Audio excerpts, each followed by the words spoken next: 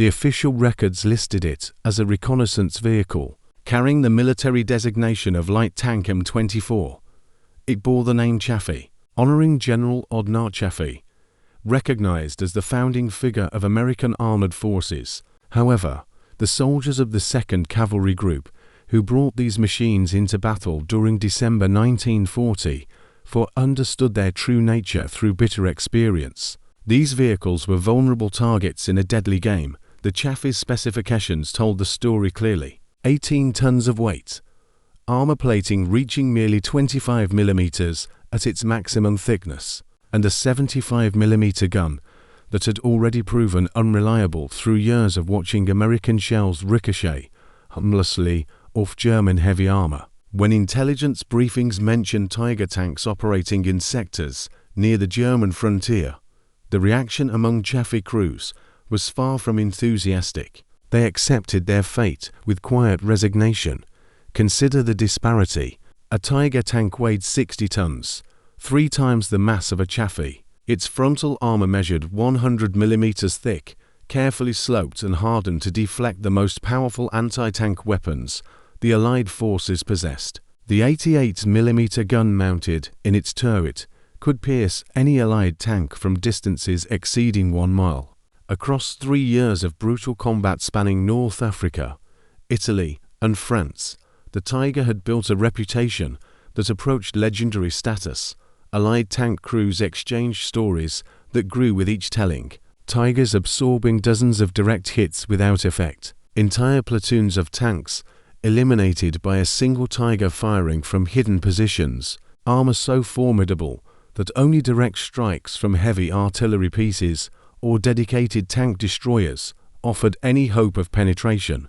The men climbing into Chaffees during that harsh winter knew these accounts intimately. They had heard the reports from Sherman crews, from tank destroyer units, from infantry soldiers who had witnessed Tigers systematically dismantling American armor throughout the Normandy campaign. Standard tactical doctrine regarding Tiger encounters was straightforward and unambiguous. Withdraw immediately upon contact, request air support or heavy weapons.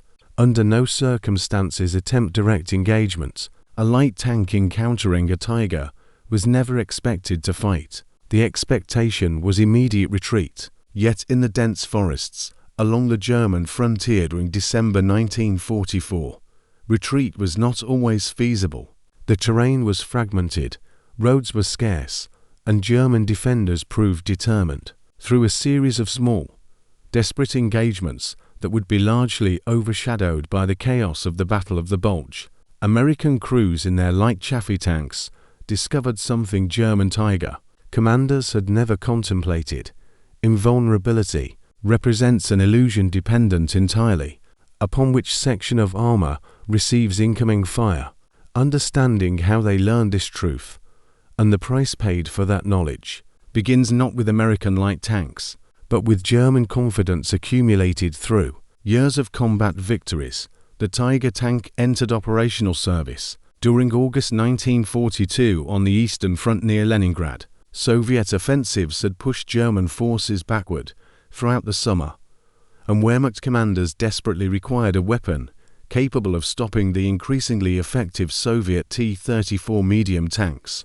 The Tiger represented Germany's response, a breakthrough weapon designed to engage enemy armor at extended ranges while remaining immune to return fire. The technical specifications impressed by any standard of the era. The tank measured 6.3 meters in length, 3.7 meters in width, and 3 meters in height. Empty weight reached 57 tons, climbing to 60 tons when fully loaded with crew, fuel, and ammunition. This made it among the heaviest tanks in operational service anywhere globally. Power came from a Maybach HL 230P for 5 gasoline engine, producing 700 horsepower at 3,000 revolutions per minute. This gave the Tiger a maximum speed of 38 km per hour on roads and approximately 20 km per hour across open country. The armor protection was unprecedented for its time. Frontal hull armor measured 100 mm thick, positioned vertically rather than sloped. The turret front was 100 mm thick. Side armor reached 80 mm. Even rear armor measured 80 mm, exceeding the frontal armor of most Allied tanks. The armor was high-quality face-hardened steel manufactured to exacting specifications at German steel plants that had perfected their processes over decades of industrial development. The main armament consisted of an 88 mm KWK-36 L56 gun, a long-barreled high-velocity weapon derived from the famous 88 mm anti-aircraft gun that had proven devastatingly effective in anti-tank roles in North Africa. The gun could fire armor-piercing rounds at a muzzle velocity of 810 meters per second, giving it penetration capability that exceeded any Allied tank gun in service during 1942. At 1,000 meters, the Tiger's gun could penetrate 132 millimeters of armor plate. At 2,000 meters, it could still penetrate 110 millimeters. The combination of heavy armor and powerful armament created a tank that could engage Allied armor from ranges where Allied guns were ineffective, while remaining largely immune to Allied fire. The psychological impact was immediate and profound. Soviet tankers reported Tigers engaging T-34s from positions so distant the Soviet crews could barely see them, destroying tank after tank before the Soviets could close to effective firing range. When Tigers deployed to Tunisia in North Africa during December 1942, British and American forces encountered the same brutal reality. On February 14, 1943, near Sidi Bouzid, Tigers from the 501st Heavy Panzer Battalion engaged American M24 Sherman medium tanks at long range. The results were devastating. American 75mm guns could not penetrate the Tiger's frontal armor at combat ranges. British 6-pounder anti-tank guns were equally ineffective. Only by maneuvering to the Tiger's flanks or rear, where the armor was slightly thinner, did Allied crews have any realistic chance of penetration. The Tiger's success created a problem that would haunt German tank development for the remainder of the war. It convinced German designers that heavier armor and larger guns were the solution to every tactical challenge. When Allied tanks improved, Germany responded by designing even heavier tanks. The Panther, introduced in 1943, weighed 45 tons. The Tiger II, which entered service in 1944, weighed nearly 70 tons. The doctrine became fixed. Build tanks that could destroy any enemy vehicle at long range while remaining invulnerable to enemy fire. This philosophy had an internal logic. German tank commanders who survived combat in Tigers reported feeling genuinely safe inside their vehicles, a sensation almost unknown to tankers on any side of the war. The armor worked. It stopped shells that would have penetrated any other tank. Crews trusted their protection, and that trust affected their tactical decisions, their willingness to engage superior numbers, their confidence in holding defensive positions against overwhelming odds. Lieutenant Arto Carius, who commanded Tigers with the 502nd Heavy Panzer Battalion on the Eastern Front, later wrote about the psychological comfort of Tiger armor. He described engaging Soviet tanks from positions where return fire was constant and heavy, watching shells strike his tank's frontal armor and bounce away without penetrating, knowing that his crew was safe as long as they maintained frontal protection toward the enemy. Tiger crews developed tactics around this invulnerability: engage at maximum range, keep frontal armor toward the enemy, use superior optics and gunnery to destroy threats before they could maneuver to flanking positions. By 1944, these tactics were doctrine taught to every Tiger crew during training.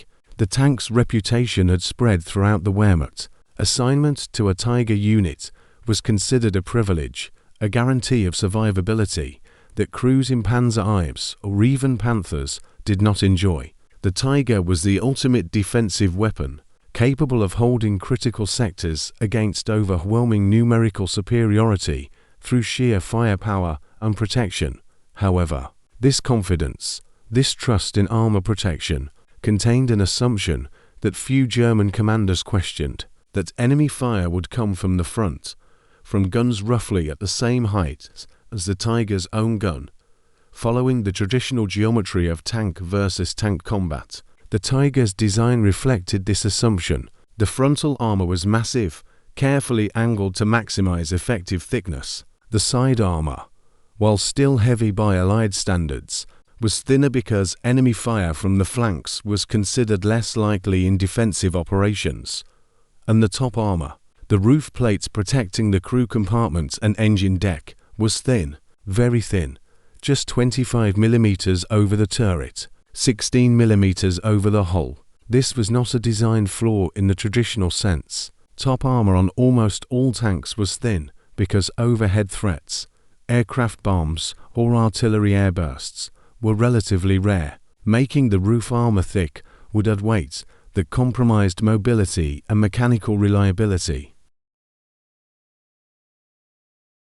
German engineers calculated that 25 mm was sufficient to stop shell fragments and small caliber aircraft gunfire. They never seriously considered that enemy tanks might shoot at the top of the Tiger, because in normal tank combat, tanks shoot at each other across roughly level ground.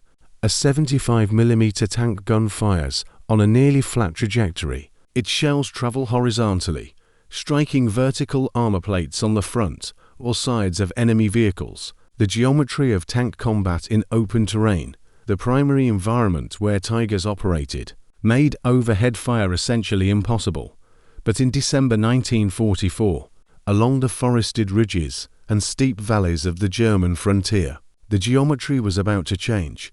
The M24 Chaffee was never intended to fight Tigers. The tank's development began in April 1943 when the U.S. Armored Force recognized that its existing light tank, the M5 Stuart, was becoming obsolete. The Stuart mounted a 37 mm gun that was inadequate against German armor encountered in North Africa and Sicily. American planners wanted a light tank with better firepower while maintaining the mobility and reliability that made light tanks valuable for reconnaissance and exploitation. Operations. Cadillac Motor Car Division, which had designed the M5 Stuart, received the contract to develop the new light tank. The design team faced contradictory requirements: increase firepower without significantly increasing weight, improve armor protection without sacrificing speed, maintain mechanical reliability while incorporating a larger gun and turret.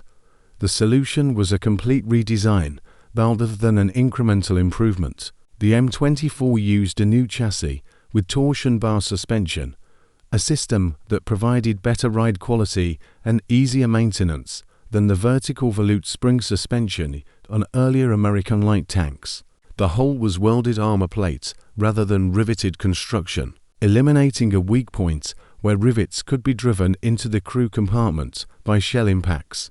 The turret was designed to mount the 75 mm M6 gun, a lightweight weapon specifically developed for the light tank role. The M6 gun was not the same weapon mounted in Sherman tanks. The Sherman's 75 mm M3 gun had a barrel length of 40 calibers and fired standard ammunition, relatively modest velocities. The M6 gun had a shorter barrel, just 39 calibers long, and generated lower chamber pressures to reduce the recoil forces that the light tank suspension and turret ring had to absorb.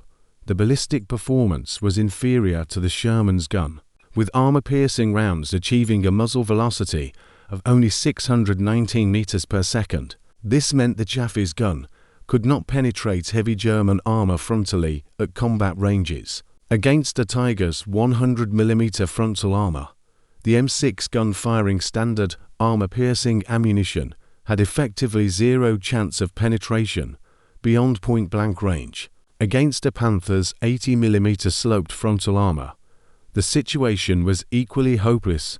American ordnance officers knew this when they approved the design. The Chaffee was not a tank destroyer. It was a reconnaissance vehicle with enough firepower to handle enemy light vehicles and support infantry operations. The first M24 tanks arrived in Europe in November 1944. issued initially to cavalry reconnaissance units rather than armored divisions. The 2nd Cavalry Group, operating with 3rd Army in eastern France, received Chaffees in late November. Crews transitioning from M5 Stuarts appreciated the improved firepower and better crew accommodations. The Chaffee had a 5-man crew with proper positions for each member, far more comfortable than the Stuart's cramped form and arrangement. The 75mm gun gave reconnaissance units the ability to engage German defensive positions and light armor without immediately calling for support, but crews were explicitly warned about the tank's limitations. Training emphasized that the Chaffee was thinly armored and should avoid direct engagement with German medium or heavy tanks. The frontal armor was 25mm at its thickest point on the turret mantlet. The whole front was 25mm, but only on the upper glacis plate. The lower hull was just 19mm. Side armor was 25mm on the turret and 19mm on the hull. The armor was rolled homogeneous steel, not face hardened, providing uniform resistance, but no special protection against armor-piercing rounds. A German 88mm gun could penetrate the Chaffee's frontal armor from well over 2,000 meters. A Panther 75mm gun could do the same. Even the long-barreled 75mm guns mounted on late-model Panzer for tanks could defeat the Chaffee's armor at combat ranges. American tankers understood that their survival depended on not being seen, on using mobility and reconnaissance to avoid direct combat with German armor.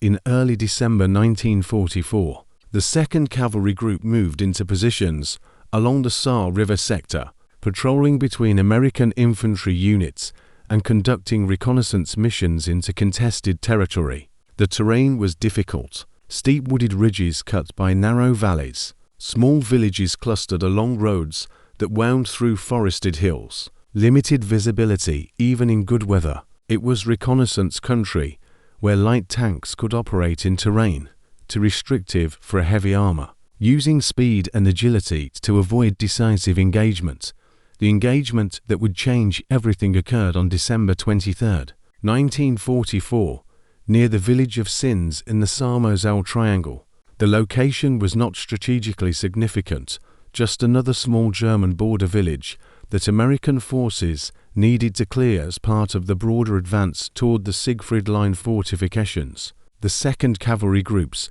F Troop had been ordered to probe German defenses and determine enemy strength in the sector. 3M24 Chaffees moved cautiously through the approach to Sinz in the early afternoon. The lead tank was commanded by Staff Sergeant Paul Faircloth, a veteran of the North African and Italian campaigns who had transitioned from Stuarts to Chaffees only 3 weeks earlier. His crew consisted of Corporal James Mitchell as gunner, Private First Class Robert Hayes as loader, Private First Class William Carson as driver, and Private First Class Thomas Webb as assistant driver and bow gunner. They had worked together for 6 months and trusted each other's competence under fire. The road into Sinz descended into a shallow valley with wooded slopes on both sides rising approximately -1 meters above the valley floor. The December weather was cold and overcast with patches of snow on the ground under the trees. Visibility was limited by the terrain and by the bare trees that still provided visual concealment. Faircloth stood in his commander's cupola, using binoculars to scan the tree line ahead, looking for signs of German defensive positions. At 14:30 hours, German machine gun fire erupted from positions on both sides of the road. The tracers came from multiple positions, indicating a prepared defensive line. Faircloth dropped into the turret and ordered his driver to reverse, the standard reaction when reconnaissance encountered prepared defenses. But before Carson could shift into reverse gear, a massive explosion struck the ground 10 meters ahead of the lead Chaffee. The shell was 88mm high explosive fired from a Tiger tank positioned on the ridge to the north of the valley. The Tiger was approximately 600 meters from the American tanks, positioned hull down behind earthworks that exposed only its turret. The German commander had waited until the American column was fully committed in the valley before opening fire. A textbook ambush in terrain that limited the Americans' ability to maneuver. Faircloth recognized the sound of an 88 immediately. Every tanker in Europe knew that distinctive crack of the high-velocity gun. His training and every tactical instruction he had received said the same thing. Withdraw immediately. Do not engage. Call for support. But the terrain made withdrawal problematic. The road behind them was narrow, bordered by drainage ditches that would bog down a tank. Reversing in column meant the trailing vehicles would have to back up blind for hundreds of meters before reaching ground where they could turn around. The Tiger fired again. The second round struck the road surface between the first and second Chaffees, throwing mud and rock fragments against both vehicles. The German gunner was ranging in, walking his fire onto target with the methodical precision of a well-trained crew. The next shot would likely hit. Faircloth made a decision that violated his training, but followed the logic of the immediate tactical situation. The Tiger was hull down on high ground, exposing only its turret and gun. From the Chaffees' position in the valley bottom, the angle of fire was not horizontal in normal tank combat. It was upward, roughly 15 to 20 degrees above the horizontal. Aiming at the elevated German position, he ordered Mitchell to traverse the turret toward the Tiger's position and load armor-piercing ammunition. Mitchell protested, pointing out correctly that their 75mm gun could not penetrate a Tiger frontally. Faircloth shouted over the intercom that they were not shooting at the front. He told Mitchell to aim for the top of the turret. The geometry of the engagement created a firing solution that would have been impossible on level ground. The Tiger on the ridge was approximately 50 meters higher in elevation than the Chaffees in the valley. To engage the elevated target, the M24's gun had to elevate significantly, creating a trajectory that brought the shell down on the Tiger from the horizontal but from above, striking surfaces that were never designed to resist direct fire from tank guns. Mitchell elevated the gun barrel to maximum elevation, approximately 20 degrees, and aimed at the Tiger's turret through his telescopic sights. The range was 600 meters, relatively close for tank combat, but not point blank. At that range, the M6 gun's armor-piercing round retained most of its kinetic energy, striking with sufficient force to penetrate steel armor up to approximately 60mm thick under ideal conditions. The top of a Tiger's turret was protected by 25mm armor plate. This was calculated to stop shell fragments and light caliber aircraft gunfire, not direct hits from tank guns. German designers had never anticipated that enemy tanks would shoot at the turret roof because in normal combat geometry, such shots were impossible. Mitchell fired. The 75mm armor-piercing round struck the Tiger's turret roof near the commander's cupola. At impact, the round was traveling at approximately 570 meters per second, having lost some velocity over the 600-meter flight path. The kinetic energy was sufficient to punch through the 25mm armor plate cleanly inside the Tiger. The effect was catastrophic. The armor-piercing round penetrated the roof, passed through the turret interior at high velocity, and struck the floor of the fighting compartment. The round did not explode. Armor-piercing ammunition relies on kinetic energy rather than explosive filler, but the penetration created metal fragments from the armor plate itself, fragments that ricocheted through the cramped interior at lethal velocities. The German loader standing on the left side of the turret was struck by multiple fragments and killed instantly. The commander positioned in the cupola directly above the point of impact was severely wounded. The Tiger's return fire stopped immediately. German tankers surviving the hit reported later during interrogation that the crew abandoned the vehicle within seconds of the penetration, dragging their wounded commander through the turret hatch and running for cover in the tree line. The Tiger remained in position, silent and smoking slightly from the engine exhaust, its gun no longer traversing to follow targets. Faircloth ordered his driver forward. The tactical situation had reversed in seconds, Instead of withdrawing from an untenable position, they were now advancing on a disabled enemy tank. The 2nd and 3rd Chaffees in the column followed, moving toward the ridge where the Tiger sat immobile. As they climbed the slope, additional German machine gun fire came from infantry positions, but no more tank fire. The Tiger had been alone, positioned to ambush American armor in the valley below, operating on the assumption that its armor made it invulnerable to light tank fire. When American troops reached the Tiger's position an hour later after clearing the surrounding infantry, they found the tank abandoned with the engines still running. The crew had not taken time to shut down properly before evacuating. On the turret roof, there was a clean hole approximately 75 mm in diameter where the American shell had penetrated. Inside, the damage was extensive. Blood covered the floor and the loader's position. Armor fragments from the internal surface of the roof plate had scarred every surface in the fighting compartment.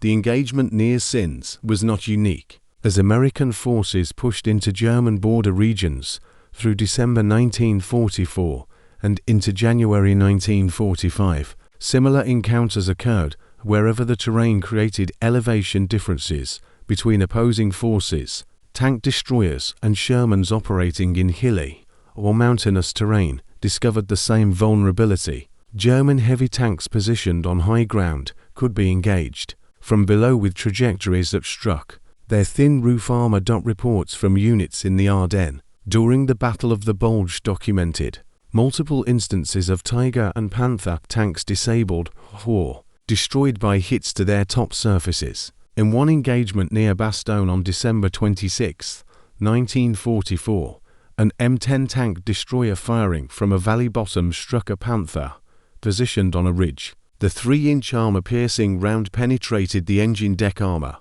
only 16 mm thick, and disabled the power plant. The crew abandoned the vehicle, believing they had been hit by aircraft rockets, not realizing that ground fire from below had found their weakest point. American tactical doctrine began to incorporate these lessons. By January 1945, training materials distributed to armored units emphasized that engaging German heavy tanks from positions of lower elevation could be effective, particularly at ranges under 1,000 meters, where guns retained sufficient penetrating power. The guidance specified aiming points, turret roofs, engine deck covers, and the commander's cupola, all protected by armor ranging from 16 to 25 mm thick for Chaffee crews. This knowledge transformed their tactical relationship with German armor. They were still outmatched in any conventional engagement where geometry followed normal patterns. A Tiger or Panther on level ground remained effectively invulnerable to the M24's gun from frontal aspects, but in terrain that provided elevation advantage to the lighter American tanks, or in situations where they could maneuver to positions below German armor on high ground, they had a fighting chance. The psychological impact was significant. Crews who had accepted that their role was reconnaissance and avoidance now understood that under specific circumstances, they could engage and destroy the most feared German tanks. This knowledge affected their tactical decisions, their willingness to press reconnaissance missions into defended territory, and their confidence when operating in difficult terrain. The Chaffee remained a light tank with thin armor and limited firepower, but it was no longer simply a target waiting to be destroyed by German heavy armor. German responses to this vulnerability were limited by the stage of the war. By early 1945, Germany's industrial capacity was collapsing under strategic bombing and resource shortages. Redesigning existing tanks to add roof armor was impossible. The Tigers and Panthers in service would fight with the armor protection they had, accepting the newly discovered vulnerability as an unavoidable weakness. Some German units modified their tactical deployment to minimize exposure to fire from below. Commanders were instructed to avoid positioning tanks on exposed ridgelines, where American forces in valleys could engage them from lower elevations. But the terrain often dictated positions, particularly in defensive operations, where controlling high ground was essential. German tankers had to accept that their armor, previously considered near invulnerable, had weak points that Allied forces were learning to exploit. The disparity between German and American approaches to tank warfare became increasingly apparent through the final months of the war. Germany had invested in quality heavy tanks with thick armor and powerful guns, technically sophisticated but expensive to produce and difficult to maintain. A single Tiger cost approximately 800,000 Reichsmarks and required approximately 300,000 man-hours to manufacture. Production peaked at approximately 100 Tigers per month in mid-1944, then declined as factories were bombed and materials became scarce. The United States had invested in quantity and operational sustainability. The M24 Chaffee cost approximately $55,000, required far fewer man-hours to produce, and could be manufactured at much higher rates. More importantly, American doctrine emphasized combined arms operations, where light tanks worked with infantry, artillery, tank destroyers, and air support, rather than attempting to win tank versus tank duels through superior armor and firepower alone.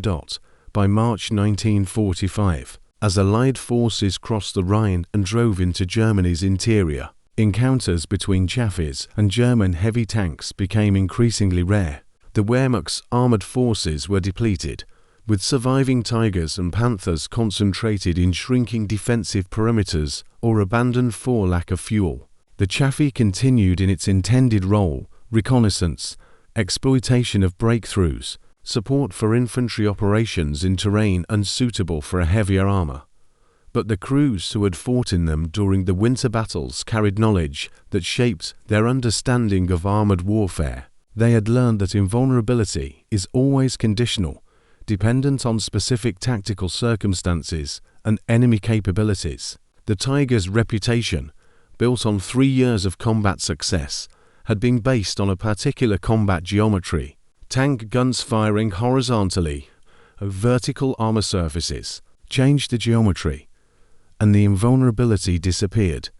This lesson extended beyond the specific case of German heavy tanks. It applied to all military technology, all tactical doctrines built on assumptions about how combat would unfold. Equipment designed for one set of conditions might prove vulnerable when conditions changed. Armor that stopped every threat in testing might fail against unconventional angles of attack. Tactical confidence based on past success could become dangerous overconfidence when enemies adapted their methods. German Tiger crews who survived the war and later discussed their experiences expressed a consistent theme: betrayal. They had been told their armor made them safe, that their tanks could withstand anything the enemy fired at them. This belief shaped their tactics, their willingness to accept certain missions, their confidence in holding defensive positions. When they discovered that relatively light American guns could penetrate their roof armor, killing crew members inside what was supposed to be an impregnable fortress, the psychological impact was profound. One former Tiger commander interviewed decades after the war described the moment he learned that American light tanks had knocked out Tigers by shooting at their tops. His first reaction was disbelief. It seemed impossible that a reconnaissance vehicle mounting a gun inadequate for normal tank combat could threaten a Tiger. But the evidence was undeniable. Knocked out Tigers with penetrations through their roof armor were documented in after-action reports, photographed by intelligence officers, examined by technical teams assessing German equipment. The commander described feeling a sense of fundamental disorientation. If the armor could be defeated by light tanks exploiting terrain, what other assumptions were wrong? What other confident assessments of German technical superiority were based on incomplete understanding? The experience, he said, mirrored Germany's broader situation by early 1945, discovery that what they had believed about their capabilities and their enemy's limitations was fundamentally mistaken. For American forces, the experience reinforced lessons they had been learning throughout the war. Technical sophistication and individual superiority mattered less than tactical flexibility and willingness to adapt. The Chaffee was not a better tank than the Tiger by conventional metrics. It was lighter, more weakly armored, and less powerfully armed. But in specific tactical situations, with crews willing to exploit terrain and attack from unconventional angles, it could achieve results that seemed impossible based purely on technical specifications. This philosophy, emphasizing adaptability and combined arms operations over reliance on superior individual platforms, would characterize American armored doctrine for decades after the war. The experience of light tanks defeating heavy tanks through tactical innovation rather than technical superiority validated an approach to warfare that prioritized operational flexibility over engineering perfection. The M24 Chaffee continued in American service through the immediate post-war period and into the Korean War, where it saw extensive combat against North Korean and Chinese forces from 1950 to 1953. By that time, it was obsolete by the standards of modern tank design, but it remained effective in reconnaissance and infantry support roles. The lessons learned in its combat debut against German armor informed how American forces employed it as a mobile, adaptable platform for combined arms operations rather than a vehicle designed for tank versus tank combat. The Tiger, by contrast, disappeared from history shortly after the war's end. The few surviving examples became museum pieces or were scrapped for metal. The design philosophy it represented, building heavy tanks optimized for frontal engagements with maximum armor and firepower, was abandoned by post-war tank designers in favor of more balanced approaches emphasizing mobility, mechanical reliability, and tactical flexibility. But the engagement near Sinz in December 1944 remained instructive for anyone studying armored warfare. It demonstrated that vulnerability exists in every design, often in places designers never considered because they assumed certain types of attack were impossible.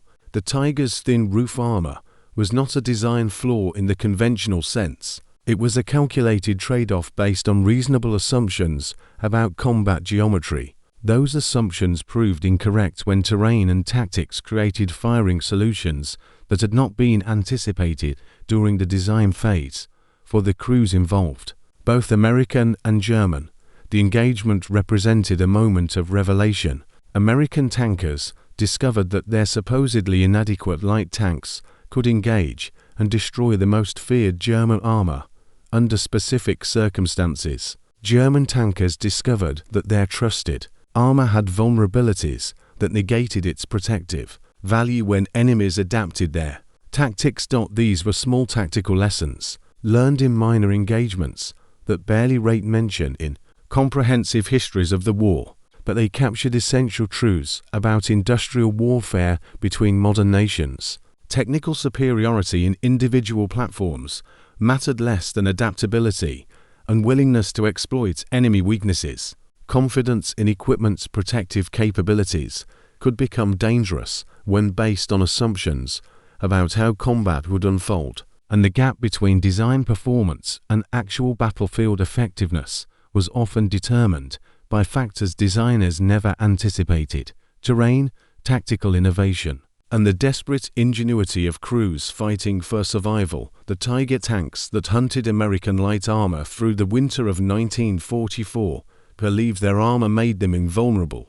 They positioned themselves on high ground, confident that their thick frontal armor would stop any American gun, and they discovered, in a few brief violent encounters, that invulnerability is always an illusion that depends on which direction the enemy is shooting from.